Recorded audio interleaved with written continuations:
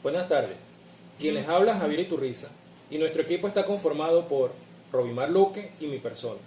En esta oportunidad le hablaremos acerca del contrato de donación y la permuta.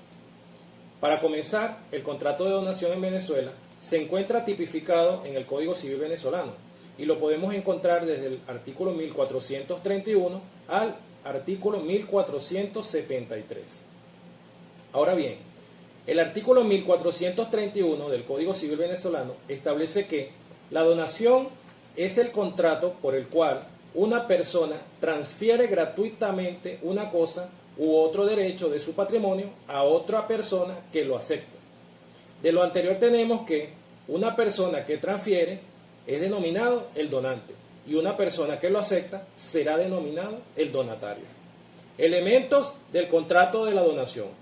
Animus donandis.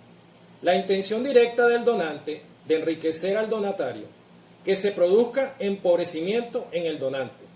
Transferencia actual en el sentido que cuando se perfeccione la donación es cuando sale la cosa de la esfera del donante. Para ello debe tenerse claro cuáles son los elementos que conforman este contrato. Capacidad para ser donatario. ¿Quiénes pueden recibir por donación? Todas las personas a quienes la ley no declare incapaces para celebrar el contrato de donación en su carácter de donatario.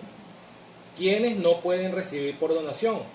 La respuesta nos la suministra el artículo 1436 del Código Civil, al establecer que no pueden recibir por donación, ni aún bajo el nombre de personas interpuestas, los incapaces para recibir por testamento en los casos y del modo establecido en el capítulo que trata de las sucesiones testamentarias. Siendo esto así, no pueden recibir por donación y por consiguiente no pueden ser donatarios las siguientes personas. A. El que voluntariamente haya perpetrado o intentado perpetrar un delito, así como sus cómplices que merezca cuando menos pena de prisión que exceda de 6 meses en la persona del donante, en la de su cónyuge, descendiente, ascendiente o hermano. El declarado en juicio adúltero en el cónyuge del donante, los parientes a quienes incumba la obligación de prestar alimento a la persona del donante si hubiera negado a satisfacerla, no obstante haber tenido medios para ello. Las iglesias de cualquier credo y los institutos de manos muertas, los ordenados in sacris y los ministros de culto, a menos que el donatario sea cónyuge, ascendiente, descendiente o pariente consanguíneo dentro del 4º grado, inclusive del donante. Capacidad para aceptar donaciones. La capacidad constituye la manifestación de voluntad del donatario con destino a la formación del consentimiento y por ello son capaces para aceptar donaciones quienes sean capaces de consentir, es decir, capaces para contratar, según los términos establecidos en el artículo 1143 del Código Civil, pero en línea general existen situaciones especiales, las cuales veremos a continuación. Menor emancipado y mayor habilitado, según los artículos 383 del Código Civil, que trata del menor emancipado, como el artículo 409 del Código Civil sobre inhabilitado. Determinan que estos están facultados para realizar por sí mismos los actos de simple administración. B. Los menores y entredichos. En los casos de los menores normalmente están sujetos a patria potestad y ocasionalmente a tutela. Tienen el padre o la madre o el tutor a su representante legal, lo cual determina que sean estas las personas quienes en su nombre acepten las donaciones que se les ofrezcan. Y C. Los no concebidos y los concebidos. En los casos de los concebidos, el donante está facultado para indicar quién de los futuros padres ha de aceptar la donación e incluso ceder o no la administración de los bienes donados al aceptante. Obligaciones del donante y donatario. El contrato de donaciones es unilateral.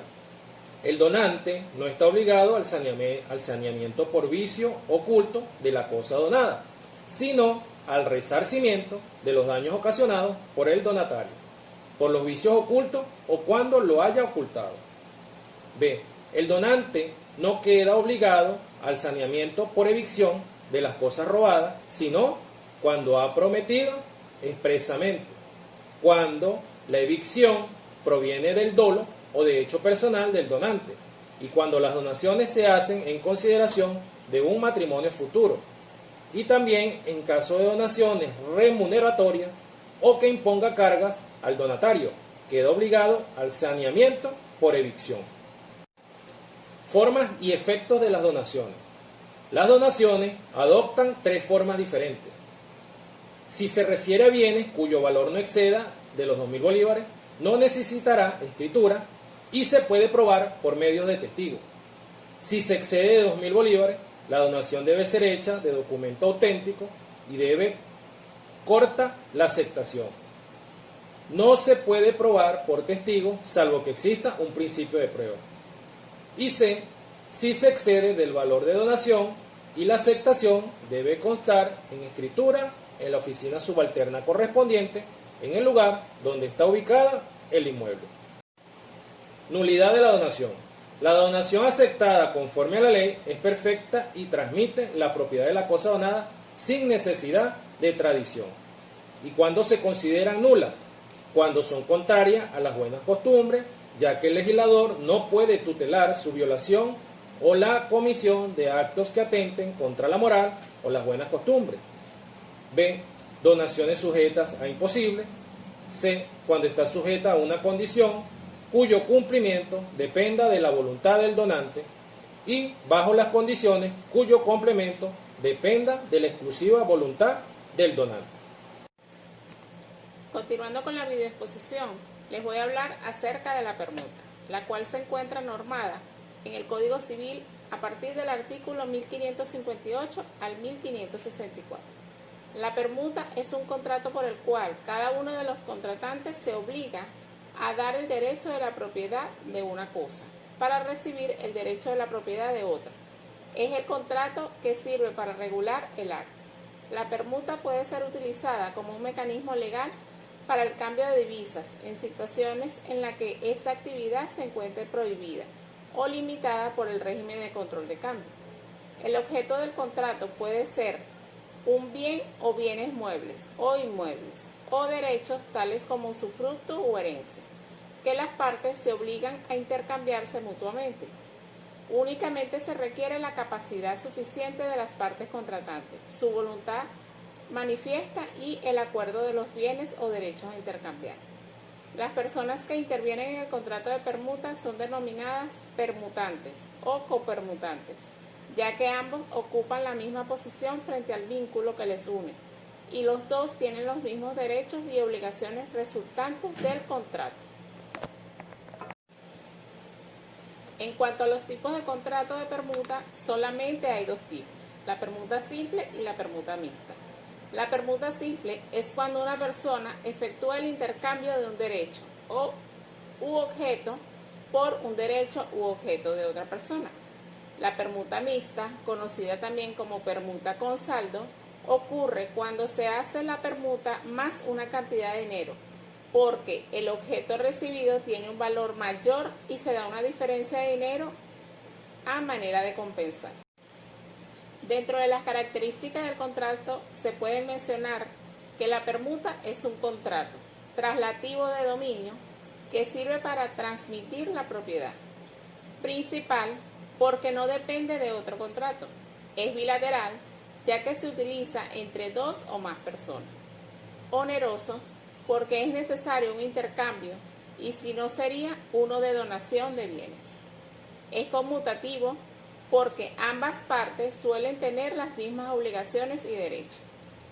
Es aleatorio sin excepción. Es instantáneo o de tracto sucesivo. Es consensual, ya que el contrato se perfecciona por el mero consentimiento, aunque en algunos casos haga falta cumplir formalidades para hacer frente a las obligaciones que nacen del contrato, como por ejemplo las escrituras de un bien inmueble. Dentro de las obligaciones de las partes podemos mencionar las siguientes: transferir la propiedad de las cosas o derechos permutados, entregar la cosa, responder por vicios ocultos, garantizar una posición pacífica, responder de la evicción, pagar la parte que corresponda por ley de los gastos de escritura y registro, salvo pacto en contrario, y pagar los impuestos que correspondan por ley. Como todo contrato, el mismo debe contar con ciertos elementos básicos, los cuales deben quedar explicados en este tipo de contrato. Primero, la capacidad de las partes. Siempre es esencial para que pueda darse un contrato. El señor fulano de tal declara ser propietario, tener posesión y poder de disposición sobre el bien inmueble, que se describe a continuación.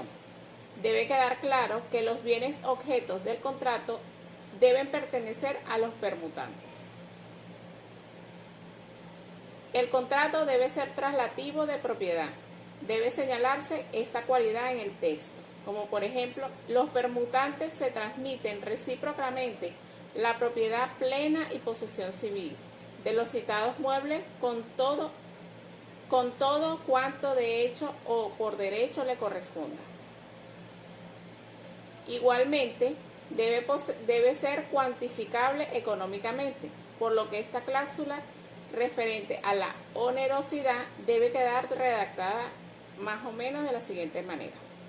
Las partes contratantes convienen en que el valor de los bienes objeto de esta permuta es la cantidad tal para cada uno de los inmuebles, por lo que no existen saldos o diferencias a favor de ninguno de los permutantes. Además, es conveniente detallar las características del objeto a permutar.